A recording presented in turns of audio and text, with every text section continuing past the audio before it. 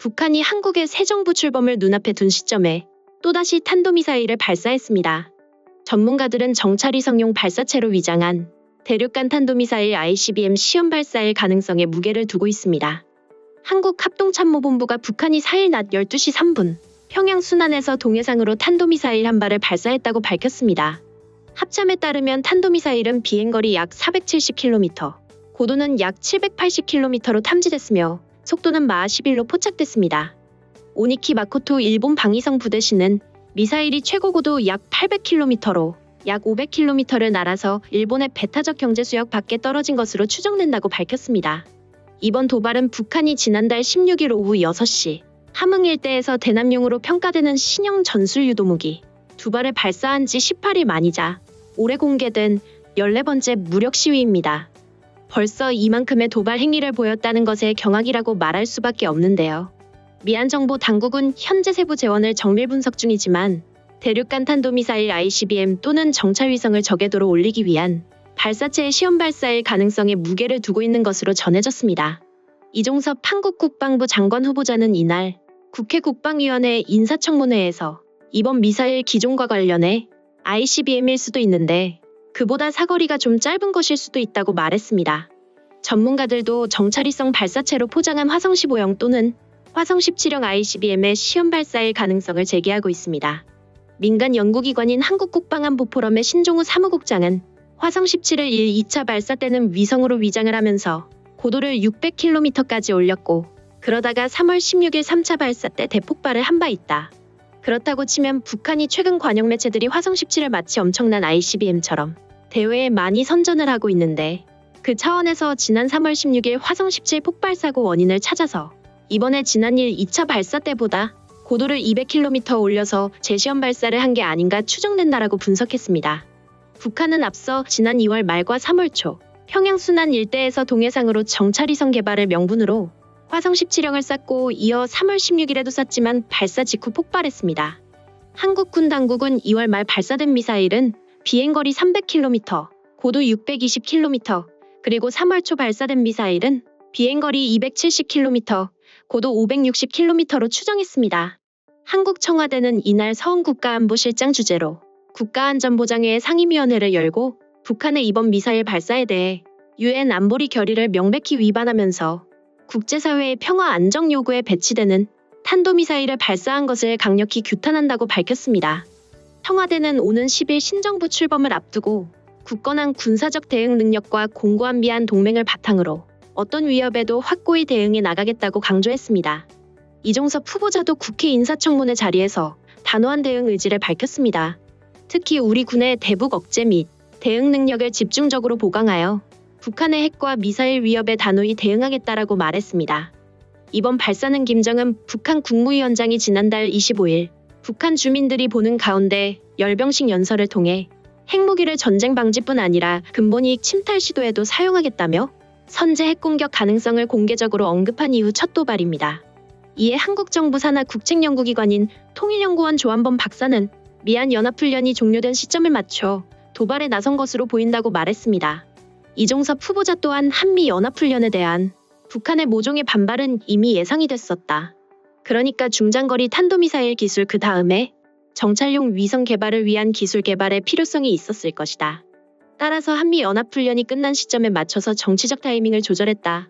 이렇게 봐야 할 것으로 보인다고 말했습니다. 한편 한국을 방문 중인 중국의 북핵 수석대표인 류샤오밍 한반도 사무특별대표는 북한의 탄도미사일 발사와 관련해 한반도 비핵화를 지지하며 평화적 수단으로 해결해야 한다는 원론적 입장을 내놨습니다. 류 대표는 이날 오후 서울 외교부 청사로 최종건 외교부 1차관을 예방하기 전 기자들을 만나 이 같은 기존 입장을 거듭 확인했습니다. 박원곤 이화여대 북한학과 교수는 북한의 연이은 미사일 도발은 자신들의 국방력 강화 계획에 따른 자위권 차원의 행위라는 논리에 따른 것이라며 류 대표 방안에도 신경 쓰지 않는 이유라고 말했습니다. 그는 이어 중국이 와서 뭘 얘기하더라도 북한 입장에선 이것이 한반도 상황을 긴장시키는 게 아니라 오히려 자위권 차원에서 자신들이 필요한 한 발 더 나아가서 오히려 자신들이 이런 능력을 가질수록 세력 균형이 이뤄져서 한반도의 안정을 가져온다는 논리를 강변하고 있다고 바라봤습니다. 오는 10일 한국의 윤석열 새 정부의 공식 출범, 21일엔 미얀 정상회담 등이 예정돼 있어 북한이 연쇄 도발에 나설 가능성이 있다는 관측도 제기됩니다. 이종섭 후보자는 국회 인사청문회에서 북한의 전술적 도발은 한국군 대비 태세가 확고하므로 쉽지는 않다고 생각하지만 가능성은 배제할 수 없다면서도 전략적 도발은 아마 계속할 것이라고 말했습니다. 한편 일각에선 유엔 안보리의 대북 제재 논의 와중에 탄도미사일을 발사한 건에 대해서는 안보리 상임이사국인 중국, 러시아가 제재에 반대한다는 믿는 구석이 있어 이 같은 도발을 했다고 바라보고 있습니다. 실제로 안보리는 북한의 ICBM 시험 발사 직후인 3월 25일 긴급회의를 소집했지만 중국 및 러시아의 반대로 규탄 성명조차 내지 못한 바 있습니다. 미국이 주도한 제재안에는 북한에 대한 원유, 정제유 수출량을 각각 연간 200만 배럴, 25만 배럴까지 절반으로 축소하고 탄도미사일뿐만 아니라 순항미사일까지도 금지하는 내용이 담겼습니다. 이대로 통과되면 북한 경제에 적잖은 타격이 될 수 있지만 북한은 지금과 같이 도발을 멈추지 않았습니다. 결의안이 통과되기 위해선 안보리 15개 이사국 중 9개국 이상의 찬성과 함께 5개 상임이사국 중 어느 한 곳도 반대하지 않아야 하는데 중국과 러시아가 반대 입장을 분명히 하고 있기 때문입니다. 중국과 러시아의 입장 역시 바뀔 가능성은 크지 않아 보입니다.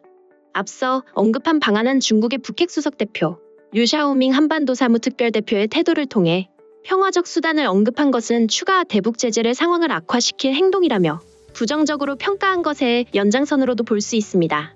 결국 이는 자신의 국방력 강화 계획에 따라 시험 발사를 한다는 의지와 함께 자신들이 어떤 도발을 하더라도 중국이 추가 대북 제재로 입장을 바꾸지 않으리라는 강한 믿음이 깔려 있다는 분석이 나오고 있습니다. 북한의 지정학적 위치를 순망치 안으로 표현하는 중국은 한국과 미국과는 달리 변동을 위한 변화가 아닌 안정을 위한 변화를 추구합니다. 윤대규 전 경남대 북한대학원 원장은 저서 북한에 대한 불편한 진실에서 중국은 자국의 전략적 이해가 훼손되지 않는 수준에서 대북 지원과 협력을 유지하면서 북한을 관리하는 모양새라며 미중 관계가 경쟁 대립의 양상으로 전이될수록 북중 관계가 강화되는 이유라고 설명했습니다. 북한의 당당한 도발 행위에는 한국과 미국이 먼저 전쟁을 일으킬 수 없다는 믿음도 크게 작용하고 있습니다. 세종연구소 정성장 북한연구센터장은 한미가 먼저 북한을 공격하면 한국은 핵무기와 생화학무기, 장사정포에 의해 막대한 피해를 입을 수밖에 없어서 북한의 공격을 받지 않은 상태에서 북한을 선제 공격할 가능성은 제로에 가깝다고 지적했습니다. 실제로 무역 의존도가 높은 한국 사회는 북한의 군사적 도발에 극히 취약한 구조입니다. 원자력 발전소는 굳이 핵무기를 사용하지 않더라도 그에 버금가는 피해를 초래할 수 있는 취약점이기도 합니다. 미국조차도 임계선을 넘는 북한에 대해 군사적 공격은 옵션에 불과할 뿐 실제로 감행하기 어렵다는 논리입니다. 뿐만 아니라 핵을 포기한 우크라이나에 최후라며 러시아의 우크라이나 침공이 미친 영향도 무시할 수 없는데요. 주먹이 약하면 그 주먹으로 패배의 눈물을 닦아야 하는 시대. 힘이 강해야 나라의 자주권과 존엄을 지킬 수 있다는 것이 우리가 터득한 진리다. 북한 대외선전 매체 조선의 오늘이 새해 극초음속 미사일 시험 발사 직후 보도한 내용입니다. 이는 최근 우크라이나를 비롯 리비아, 시리아, 이라크 등의 전례에서 학습한 영향이라는 분석입니다. 때문에 우크라이나와 러시아의 전쟁 위기도 북한에게는 핵을 포기할 경우 발생할 수 있는 위험성으로 인식할 수 있게 됩니다. 과거 우크라이나는 1900개의 핵탄두와 2500개의 전술핵 무기를 비롯해 미국, 러시아에 이어 세계 3대 강대국으로 평가받았습니다. 그러나 러시아와의 크림반도 긴장 고조, 경제위기 등으로 경제 지원, 공식 영토 확정, 안보 보장 등을 약속받고 핵을 러시아로 이관했습니다. 1994년 미국, 러시아, 영국 등이 공동 체결한 핵 포기 대신 우크라이나의 안전을 보장한다는 양해각서는 러시아의 침공 위기 당시에 아무런 안전보장 장치가 되지 못했습니다. 이전에도 도발은 계속 감행해왔으나 우크라이나가 처한 처지를 살펴본 북한이 더욱 핵 포기는 물론 무력 시위는 정당성을 핑계로 한동안 더욱 강한 수위로 도발을 지속할 것으로 보입니다. 윤석열 당선인의 취임식이 머지않은 지금 러시아의 우크라이나 침공으로 북한의 핵 포기를 받아내기는 거의 불가능에 가까울 것입니다.